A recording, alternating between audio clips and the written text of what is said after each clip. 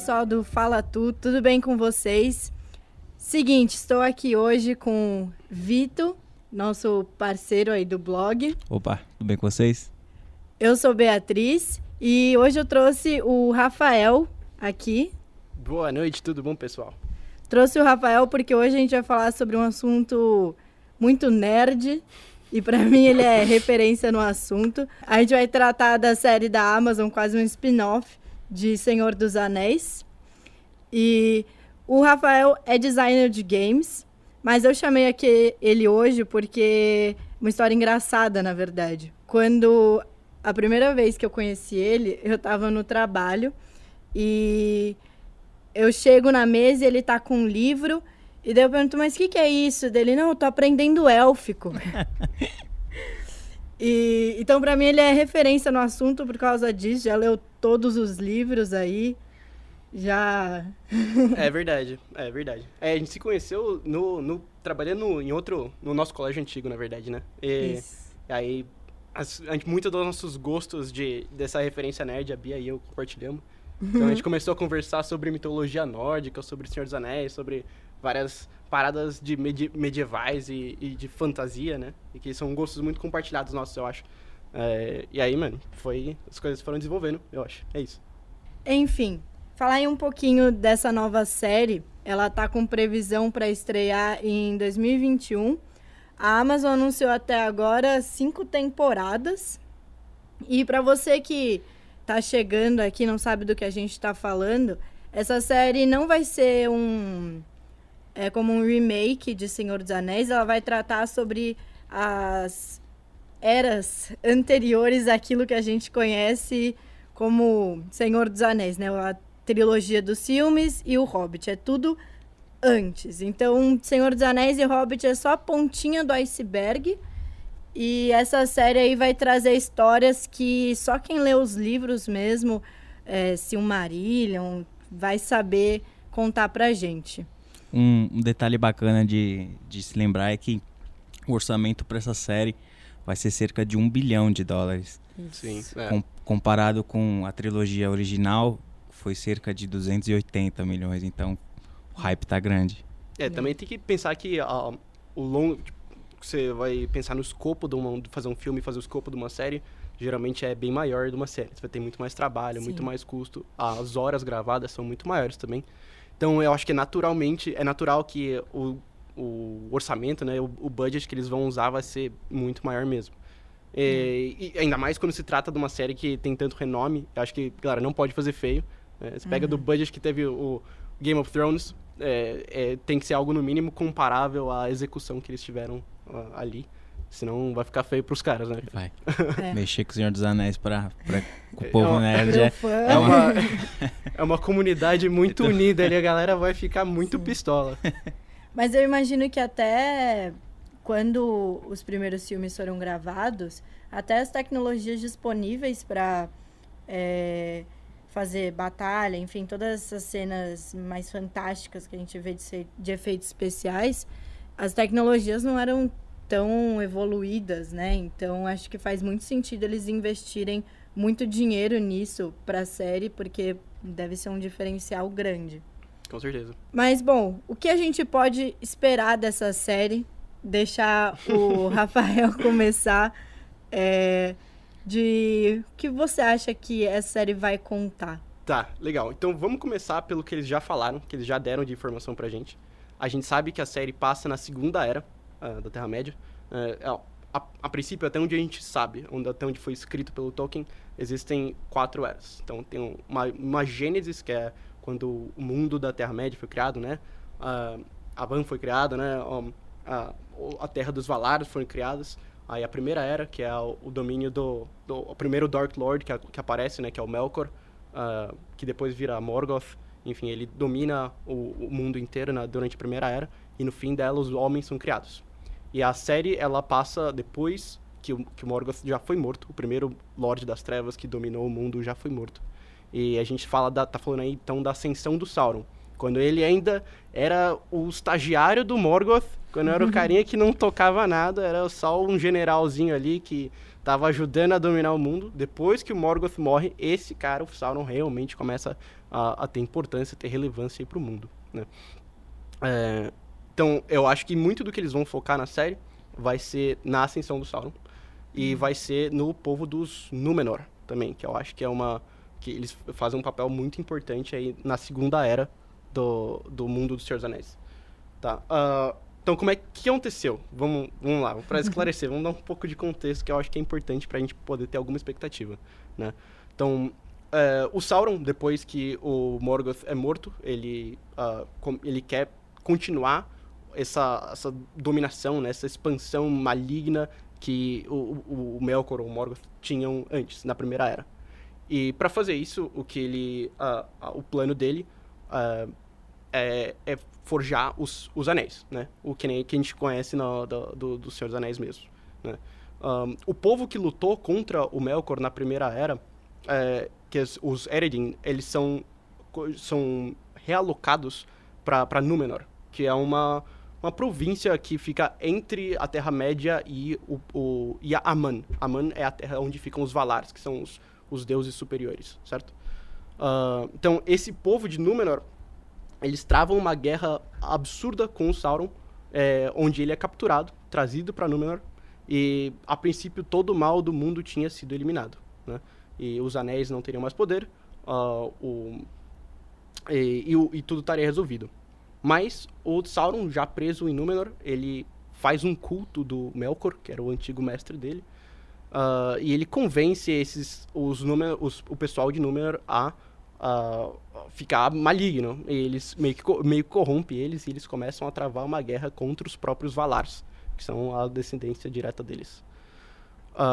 Nessa briga toda, o deus Mor do mundo dos Senhor dos Anéis, que é o Eru, ele bane o Sauron, ele meio que ele dá um smite ferrado, assim, tipo, eu não sei bem como colocar isso em palavras, mas ele bane o Sauron de Aman, uma vez que ele encosta o pé lá, e o Sauron é colocado, só o espírito dele de volta pra Mordor, e ele fica se reconstituindo por um tempão, né? Tempos depois, né, ele já mais restabelecido, tem a guerra, né, da aliança dos homens e dos elfos contra o Sauron, para impedir que ele retorne ao poder, que é onde a gente encontra o Isildur, onde a gente encontra o Elrond. Nessa guerra, o Isildur corta o dedo do Sauron fora, e ele perde o poder. Só que em vez de jogar o anel na Montanha da Perdição para destruir e o mundo ser restabelecido, o Isildur fica com o anel para si mesmo, né? E é o fim da Segunda Era, exatamente aí, quando o Isildur fica com o anel para si mesmo e ele é perdido no rio de Anduin. E a partir daí já sabemos... E a partir daí começa a história que todo mundo conhece, né? Mas, então, sei lá, eu acho que eu falei muita coisa, mas se for para condensar em informações, em tópicos relevantes, o que eu acho que são bons tópicos para a série abordar é a ascensão do Sauron, né? Então, como ele foi de ser um general do Morgoth para ser o segundo Lorde das Trevas da Terra-média, como que os Númenor fazem o papel deles como culto do Sauron, como culto do Morgoth no Mundo Novo, como os Dúnedain também, que é importante falar, né, que são os reis élficos que lideram a aliança entre os homens e os elfos na Segunda Era, que onde tá aí o Elrond, tá aí o pessoal o pessoal importante dos homens e dos elfos. Então, eu acho que focar bastante nos Dúnedain também vai ser uma abordagem interessante que eles poderiam levar. Uma coisa que eu vi que a galera tava bem hypada, assim, é principalmente o fato do Sauron, você me corrija se eu estiver errado, ele aparecer com um corpo físico, né? Então, ele pode ser que ele apareça realmente com um corpo físico, até porque ele era um general, ele era um general do Morgoth, ele tem descendência Valar. Lembra quando eu tava falando que, tipo, os Valar são os descendentes dos deuses, enfim, eles são meio que uma encarnação no mundo material deles. O Sauron era um deles, mas ele não era o Morzão, ele era só um general. Então é realmente possível, que nem você falou, ele aparecer com um corpo físico e a ascensão dele se dá a forma como a gente conhece do Sauron. Né? Porque o Sauron como o olho, né, é uma das grandes imagens quando você pensa em Senhor dos Anéis. Então. Não sei como imaginar o Sauron uma pessoa. Uma pessoa né? física, exatamente. E é interessante de notar como essa forma etérea dele que você está falando, ela foi constituída e como isso é importante na Segunda Era. Porque, como eu falei, quando ele tenta invadir o Aman, né, que é o continente dos Valar, onde fica só os deuses podem entrar, nenhum homem, nenhum elfo pode entrar lá. O Eru, né, que é o deus Mor, ele acaba com o corpo físico do Sauron e ele vira essa coisa etérea que está tentando reconstruir o poder dele para tomar o poder de novo da Terra-média. E é daí que a gente conhece essa imagem etérea dele. Mas ele não era assim, né? Ele tentou fisicamente descer a porrada no pessoal lá dos Valar, né? E eu acho muito, muito legal a ideia que como eles podem construir isso. Eu acho interessante conhecer a história do Sauron, porque no Senhor dos Anéis, a única coisa que a gente sabe é que ele era o lado ruim da coisa, né? Sim. Você acha que, de alguma forma, vão abordar, assim, ele como... Não ser humano, porque ele não é. Mas a história dele vai ser muito interessante, né? Então, exatamente, acho que também falta um pouco de contexto, né, do porquê que no Senhor dos Anéis é meio que... Eles só começam a história, eles já têm os anéis, já estão lá, já estão constituídos, mas o porquê do Sauron fazer isso também é bem interessante de pensar. Que ele... Morgoth, a Primeira Era tinha sido governada pelo Morgoth, ele tinha sido o maior Lorde das Trevas que tinha já existido, e o plano dele tinha dado errado, certo? Ele foi morto no final e o bem prevaleceu. E aí a abordagem do Sauron foi corromper o povo da Terra-média, as criaturas da Terra-média, de um jeito mais sutil. E isso eles colocam de um jeito muito inteligente no Silmarillion. Que eles não foi só chegar com um monte de exército, bater em todo mundo e beleza, está dominado. Não, vamos tentar uma aliança. Ele entrega os anéis para os elfos. Né? 3 rings for the elven kings under the sky, 7 for the dwarf lords in their halls of stone, 9 for the mortal man doomed to die, and 1 for the Dark Lord in his dark throne in the land of Mordor, where the shadows lie. Então, Olha. o poema... Palmas. O poema do Anel, ele tem sentido. Ele não é só vamos tocar o puteiro e bater em todo mundo e a gente dominou o mundo. Não, ele quer corromper as pessoas. E os elfos são os mais astutos. Quando eles receberam o Anel do Sauron, eles rapidamente viram que a essência dele estava lá. E que se eles continuassem usando o poder dos anéis deles, o mundo ia voltar para a Primeira Era. Então o que eles fazem? Eles param de usar. Eles tiram os anéis e eles não usam. Os anões, eles não são corrompidos. Quando eles usam os anéis, os Silmarillion descrevem que o charme, né, da magia negra do Sauron não corrompe a alma dos anões, em geral, né? E os homens, sim. Os homens são os mais suscetíveis à ganância, os mais suscetíveis ao temor da magia negra, e eles viram os Nazgûl. Né? Os reis corrompidos pelos 9 anéis entregados aos homens viram os Nazgûl, que são parte da força do Sauron. O Anel, pelo menos pra mim, é um dos vilões mais inteligentes, né, da ficção. Porque ao mesmo tempo que você quer ele, né, porque ele tem o poder, ele também é o que pode te destruir. Eu acho que grande parte do porquê as pessoas gostam tanto de Senhor dos Anéis é que a hora que você entende isso, de verdade, dá um clique na sua cabeça e fica, gente, esse negócio é muito da hora. Isso foi só um adendo, porque eu gosto muito. Mas eu tava pensando agora, a gente praticamente, então, não vai ver personagens conhecidos, né? Então, vai. Eu acho que não tanto quanto as pessoas gostariam, mas muitos, principalmente os elfos, né? Você pega o Elrond, ele fez parte muito importante dessa aliança entre os homens e os elfos na guerra no fim da Segunda Era, né? Pra derrotar o Sauron, quando o Isildur corta o dedo dele. A gente tem toda a descendência da galera de Valfenda, São elfos, são conhecidos.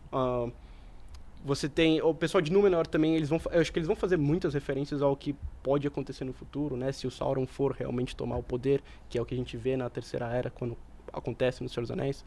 Então, eu acho que eles vão mais focar em dar essas referências do que pode acontecer e usar personagens que estão vivos já para construir um plot familiar para o pessoal que já é fã da série, né? Que pra mim é estranho falar de Senhor dos Anéis e não ver o Gandalf lá. Era isso que eu ia perguntar. Então, Principalmente o que você espera do papel que o Gandalf pode... Então, tá aí exatamente a parada, né? O Gandalf, ele é um dos aprendizes dos Valares, né? O Gandalf, ele foi concedido imortalidade pelos próprios Valares, que são a encarnação dos deuses do mundo na Terra. Ele não morre. O Gandalf sempre estava lá e ele é meio que um intermédio, né? Eles são o que eles chamam de Maiar. São a segunda, não vou dizer geração, mas eles são diretamente afiliados aos Valares, né? E o Gandalf e todos os outros magos têm esse nível de poder. O Saruman também, o Radagast também, enfim. Certamente o Gandalf vai estar presente na série. Ele vai desempenhar um papel importante, eu acho, na Segunda Era.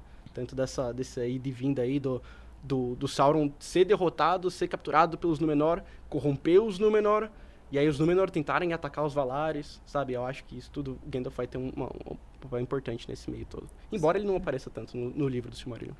Já calma meu coração. Eu sou muito fã do Gandalf.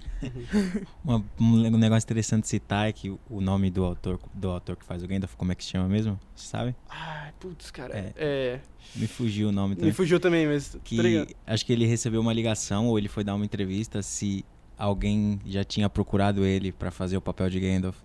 Ele falou que ele ainda não tinha sido procurado, mas que ele não aceitava ninguém como Gandalf, a não ser ele, né? Pelo próprio marco que ele causou nos fãs e acho que até nele mesmo, né? Que provavelmente o Gandalf deve ter sido o personagem mais marcante que ele já tem interpretado, né? O nome do autor é Ian McKellen. É isso mesmo. Mas é que eu fico pensando em como que a série vai criar essa identificação, na verdade, com os fãs. Porque grande parte dos personagens que a gente conhecia não vão estar. Eles vão ter que conseguir realmente captar a essência da história, né? Pra conseguir... Obviamente, muita gente vai começar a assistir porque é Senhor dos Anéis, mas acho que isso não vai ser suficiente para as pessoas realmente comprarem a série. Eu não sei. Talvez eles até tomem algumas liberdades artísticas e não serem 100% fiéis ao que acontece no Silmarillion, o que eu acho que seria perfeitamente aceitável, sabe? Se trata da série, não se trata do filme. Eu acho que mais importante de tudo é ficar legal, né? Mais do que ficar fiel, tem que ficar legal. Então, se eles tomarem algumas liberdades artísticas pra ficar mais perto do público, eu acho que é perfeitamente não necessariamente os personagens ter alguém, né? Mas é aquele negócio, o Senhor dos Anéis, na verdade, tudo que o Tolkien criou é um grande mundo, né? Então, eu fico pensando em como eles vão unir tudo isso, sabe? Pro fã realmente sentir que aquilo é Senhor dos Anéis. É boa pergunta, Bia. Eu não sei qual que vai ser a abordagem deles, porque realmente se passa em outro tempo, se passa com outros personagens, se passa em outro contexto. O Sauron não é a força suprema que ele é, a gente conhece ele tá em ascensão, ele acabou de forjar os anéis, ele acabou de tentar distribuir eles, ele inclusive é derrotado em certo momento, como eu falei, né? E aí ele corrompe o povo ali, enfim. Vai ter que ser outra abordagem. E eu acho que eles talvez usem elementos de personagens que já existem, tipo o Elrond, que é presente, o Isildur, que é presente. Eles talvez usem esses personagens para fazer um link com personagens novos. Tipo, esse cara conhecia esse outro cara, sabe? E é daí que aquele cara no futuro vai existir. Talvez alguma coisa desse tipo. Eu acho que eles vão ter que seguir na linha mesmo de criar um vilão bem forte, né? Seguindo a linha de Thanos da Marvel. Até agora, recentemente com o Coringa. Eles vão ter que criar um vilão com uma personalidade bem forte, que ele seja bem marcante na série para poder cativar, né? Porque é realmente um personagem que a gente conhece, a gente já tá acostumado. Só que como o Rafael falou, de uma forma meio que espiritual, né? Ele não tá... A gente quer ver, eu acho que principalmente eu, assim, eu não sou um fã assíduo, né? Eu realmente gosto, mas eu senti a falta de um corpo físico, de ter um vilão palpável, sabe? Uhum. Eu acho que eles vão ter que trabalhar nessa linha. Ser um vilão que bote medo, bote banca, seja derrotado e dê um jeito de, conforme ele citou, de corromper. Eu acho que ele vai ter que ser o personagem principal dessa série.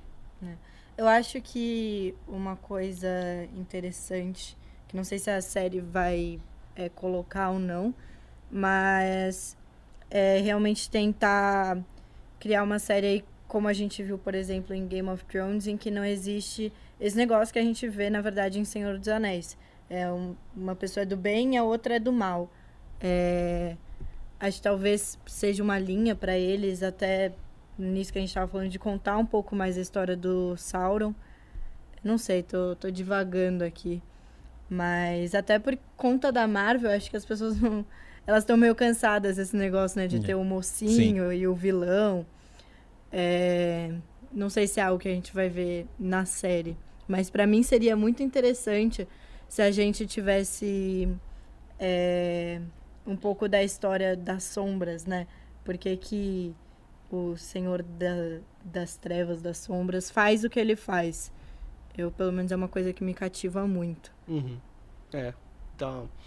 Então, e acho que outra coisa que é legal de mencionar, pelo livro também eles dão essa coisa etérea do Sauron, também pelo fato de que quando ele coloca a essência dele nos anéis, ele meio que perde essa forma física, né? Ele vira o anel. Então, o One Ring, ele é o Sauron, na prática, né? Ele não só quer voltar pro mestre dele, que nem vocês veem no Senhor dos Anéis, mas ele, em grande parte, é o próprio Sauron. Então, eu acho que, como você falou, vai ser interessante ver a transição da forma física dele até a derrota dele e como ele coloca a essência dele nos anéis, essa metamorfose, vamos dizer assim, de corpo físico de um general para essa entidade de Senhor das Trevas que a gente conhece, né? Então, talvez isso também seja um espaço narrativo para se explorar. Acho que eu gosto de ficar pensando no que a série vai trazer, porque até pelo fato de que com certeza ela vai ser comparada com Game of Thrones. Sem dúvida. Não vai ter como não comparar, até pelo orçamento, pela hype, pelo tema, enfim. Mas queria trazer um assunto também, eu estava até falando com o Rafael antes, o Silmarillion é um livro que ele é escrito pelo Tolkien de uma maneira não muito detalhada, meio que... Metafórica. Muito metafórica, mas quase como pequenos artigos, né? Não é como O Senhor dos Anéis, com certeza. E eu queria saber de você, principalmente, que manja muito, o que você espera, porque isso significa que não tem tantos detalhes do livro e que talvez os produtores, né, tenham mais algumas liberdades criativas. Então, isso que você estava falando exatamente, né? Eu não acho o Silmarillion um livro exatamente fácil de ler. A gente estava conversando antes até. Eu levei um bom tempinho até pra... Você tem que sentar, falar, olha, eu vou ler isso aqui agora e é isso aí. Virar as páginas e prestar atenção no que você está lendo, interpretar mesmo. O Senhor dos Anéis, eu acho ele um livro mais fluido, mas por mais que ele seja muito descritivo, até às vezes seja um pouco cansativo para algumas pessoas, eu acho o Silmarillion uma abordagem diferente de escrita. Pelo menos não é jeito... Eu não leio o Silmarillion do mesmo jeito que eu li o Senhor dos Anéis. Sim. Vocês acham que esse fato de ser um livro difícil vai prejudicar a série? Não, cara. Eu acho porque a abordagem que eles vão fazer pra série vai ser super acessível. E eu não acho que eles estão tentando fazer algo super metafórico, interpretativo, contemplativo. Não estão. Eles querem fazer uma série objetiva, que dê pra entender a história. As pessoas querem saber a origem dos personagens, elas querem saber o que aconteceu antes, elas querem saber quem é o Sauron, mano, como é que ele ficou tão poderoso. E eu acho que eles vão ficar fazendo uma coisa bem acessível mesmo. Até porque não dá pra esperar que tanta gente tenha a disponibilidade ou a disposição de interpretar de forma tão profunda, alguma coisa assim. Acho que eles vão fazer um negócio, uma série bem no estilo atual, vamos dizer, por assim dizer. Uma coisa que eu acho muito legal na produção dessa série é que pouca gente sabe que o Tolkien não criou só O Senhor dos Anéis, ele criou todo um universo, né?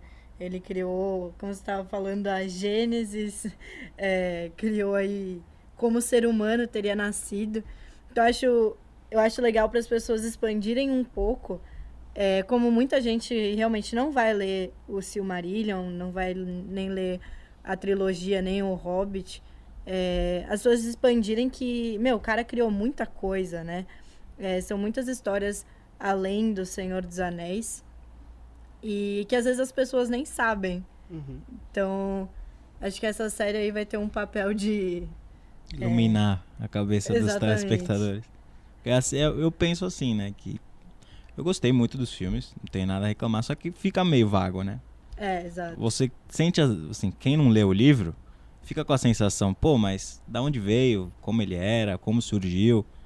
Eu acho que eles vão ter que apostar nisso, eles têm que dar informação pra gente. Não que seja algo muito complexo, porque hoje em dia ninguém assiste série pra ver coisas complexas, a não ser quem gosta de Dark, né?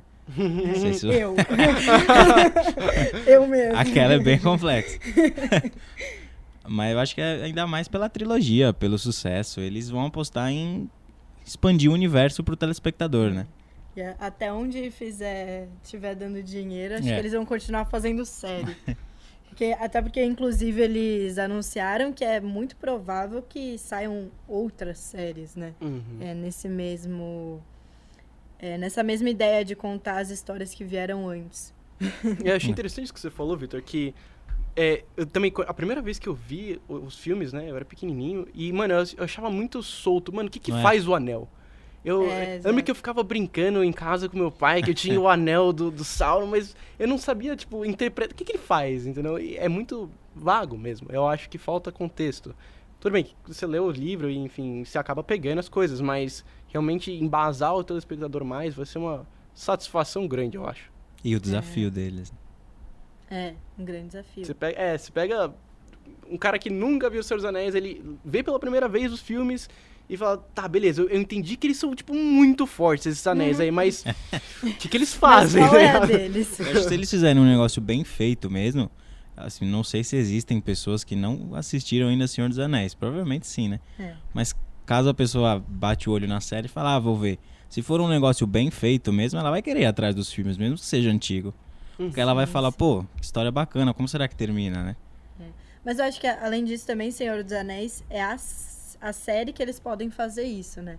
Se você parar pra pensar em outros livros, outros mundos que outros autores criaram, acho que nenhum é tão amado pelos fãs quanto o universo de Senhor dos Anéis. Então, você tem um universo que eles podem fazer várias séries e explorar várias coisas diferentes. Acho que Senhor dos Anéis é com certeza o nome. Se der certo essa aposta de retratar principalmente coisas antigas, não tenha dúvidas que daqui a uns 2, 3 anos vai surgir a parte da revolução de Game of Thrones que antecede a criação, né? A revolução dos Baratheon. Mas Game of Thrones já tem um spin-off marcado também. Os caras...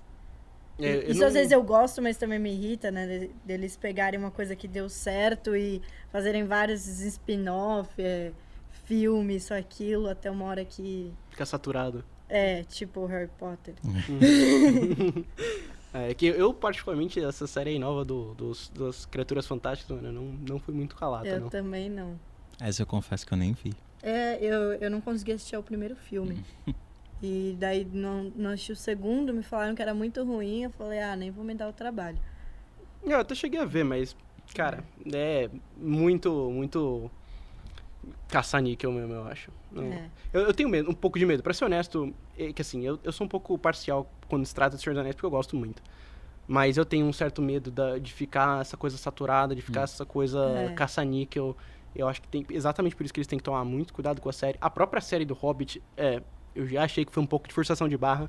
Você pega, cara, pouco? o livro do Hobbit não tem nem 200 páginas, velho. Exatamente. É um livro curto, é um livro fácil de ler, de todos é o mais tranquilinho. É uma história infantil, quase. Não vou dizer infantil, mas é quase infantil. E os caras fizeram um trocilhão de coisas desnecessárias. Eu achei que Não tinha necessidade Peter Jackson de fazer vendeu a alma 3 pro estúdio ali filmes, mesmo, cara. Mas eu acho que é uma preocupação totalmente válida como fã, enfim, porque é uma coisa que a gente vê acontecendo muito hoje. E particularmente eu sou muito fã de Harry Potter. Eu lembro quando anunciaram que ia ter o Animais Fantásticos, eu já falei que não queria ver, porque se fosse ruim, ia estragar tudo pra mim. Então... mas eu tenho certeza que é algo que eles devem já ter em mente. Isso que eles não estão fazendo do nada, não acho que seja um caça-níquel. Continuação é um negócio difícil, né? Porque não sei se vocês acompanham o universo um pouco mais japonês, Naruto. Sim. Surgiram Quer dizer, eu não acompanho, a próxima geração, com o filho dele, Boruto. Porque é Pelo amor de Deus. cara. Pelo amor de Deus. Tem uma comparação que eles fazem que vai no números, sem ser certinho. No episódio 50 de Naruto era uma baita luta pesada, sangue. E no episódio 50 de Boruto, eles brincando de tirar foto de coelhinho. Tipo, eles meio que tá sendo, olha, um alvo, assim, que tá destruindo a franquia. Com certeza. Boruto foi porque bem caçado. É o mesmo nome, né? E querendo ou não, vai acontecer a mesma coisa com essa série de Senhor dos Anéis. Se ela for ruim mesmo, né? Que eu não acho que vai ser. Mas se ela for muito ruim, ela vai estar associada com o nome de toda a trilogia, depois a trilogia do Hobbit. Não tem jeito, né? Acho que é isso que dá mais medo. Com certeza, com certeza. Eu acho que a série vai ser boa. De novo, sou um pouco parcial a falar, mas eu acho que a série vai ser boa. Eu vou assistir de qualquer jeito, eu já sei isso. Eu também. A série vai ter um investimento muito grande. Eu acho que eles vão fazer uma abordagem bem acessível. Não vai ser confuso. Eu, inclusive, aposto que se você nunca viu Senhor dos Anéis, você nunca viu Hobbit, eu acho que vai ser uma série que dá pra você assistir de qualquer forma. Vai ser sua história independente. Eu acho que ela vai conectar bem com os acontecimentos futuros, mas que, cara, se eu tiver zero experiência com Senhor dos Anéis, eu acho que vai dar pra assistir de qualquer forma. Não faria sentido nenhum na minha cabeça eles fazerem de outro jeito, que não seja esse. Eu não acho que vai ter a mesma batida do Silmarillion, vai ser uma abordagem muito mais parecida com o que a gente conhece do Senhor dos Anéis, mesmo o tradicionalzão da trilogia, e é isso aí. Eu acho que vai ser uma boa série, cara. Eu também acho, sinceramente. A minha maior preocupação é, na verdade, aquilo que eu falei no começo do podcast, de não rolar muita identificação. Essa pra mim é a minha maior preocupação. Mas acho que de qualquer jeito, eu sou muito fã de qualquer coisa que seja essa pegada meio medieval, isso, aquilo. Então acho que eu vou gostar, mesmo que não tenha nada a ver com o Senhor dos Anéis. Sinceramente. Mas acho que pra fechar, queria aí levantar um último ponto. O Peter Jackson não está na direção, produção, qualquer coisa da série. E o filho do Tolkien, que até então ele tinha os direitos, né? Ele dava as opiniões dele na produção, enfim. Tem coisa escrita por ele, né? Tem coisa do Unfinished Tales, que é o filho do Tolkien que escreve. Isso. Ele que juntou o Silmarillion, né? Sim, também. Mas a série não vai ter nenhum desses componentes aí que pode ou não ter sido essencial para o sucesso dos filmes. Queria saber a opinião de vocês. Perigoso, né? Um pouco. Então. Mas, cara, se você for ver pelo histórico, na série do Hobbit, Peter Jackson já tinha vendido a alma pro estúdio, cara. Eu não sei se ele é a referência para o negócio ficar bom ou não. Lógico que eu boto muita fé no Peter Jackson, mas mesmo ele estando na série do Hobbit, o negócio já foi um não vou dizer que foi ruim, a série foi boa. Eu gostei dos filmes do Hobbit. Mas não gostei, não. Eu achei que eles foram além do que precisava. Foi um overkill ali desnecessário. Agora, se mesmo ele estando, já acontece isso, eu não diria que o fato dele ou não tá é garantia de da série ser boa ou não. Eu acho que vai ser dos diretores atuais, vai ser do casting atual, vai ser do quão confuso eles vão fazer o enredo. Eu acho que vai ser um enredo bem tranquilo de acompanhar. Eu acho que vai ser um enredo que funciona independente de todo o resto. E não tô muito preocupado com o Peter Jackson não estar lá, não. Porque o fato dele ter estado no Hobbit não resolveu nada. Então, cara, tem que dar credibilidade pros diretores que estão a vir, e é isso aí, eu acho. Eu gosto muito do trabalho que ele fez no Senhor dos Anéis. Realmente o Hobbit ficou muito óbvio, né, que era um caça-níquel, que eles iam fazer 3 filmes, que eles sabiam que eu sou Senhor dos Anéis, eles iam ir no cinema todas as vezes para assistir aquela cena de batalha que durou 2h30. Mas eu acho que vai ser interessante, até vi uma entrevista dele falando isso, que pela primeira vez a gente vai ter a visão de outro diretor, né? Sim. Pro Senhor dos Anéis, porque até então, tanto o Senhor dos Anéis mesmo, quanto a trilogia do Hobbit, foi a visão dele. Então, não sei se isso é ruim ou bom, mas a gente vai ter aí uma visão diferente do que foi até agora. Talvez eu diria que, assim, como já é uma história estabelecida, como já é um universo estabelecido, talvez no máximo que a gente veja é uma abordagem cinematográfica diferente. Eu acho que, assim, eles vão manter a essência da coisa, mas... Tem como fugir muito, né? Porque já existe, entendeu? A não ser que você mude drasticamente, faça uma parada diferente. Aí é perigoso aí é perigoso também. Aí por esse lado também acho perigoso. Mas, claro, todo diretor vai ter sua própria abordagem. Eu acho que vai ser bem claro durante a série que não foi feito pelo Peter Jackson. Vai dar pra ver claramente que não foi. Mas eu não acho isso um problema. Eu acho que isso é só diferente. E eles sendo competentes dentro do que eles estão se propondo a fazer, é isso que importa. Eu tô feliz de ver de qualquer forma. Todos estamos. Bom, acho que é isso. Muito obrigada, Rafael. Agradeço por vir aqui dar uma aula de Senhor dos Anéis pra gente. Aprendi muito. Desculpa se eu fui confuso em qualquer hora. A história é confusa, gente. Eu juro por Deus. Se vocês tentarem ler o Silmarillion um dia, vocês vão ver. A história é realmente confusa. Mas é um prazer inenarrável estar aqui com vocês. O prazer é nosso. E, bom, muito obrigada. Esse foi mais um episódio do podcast Fala Tu. E é isso. Falou, pessoal. Valeu.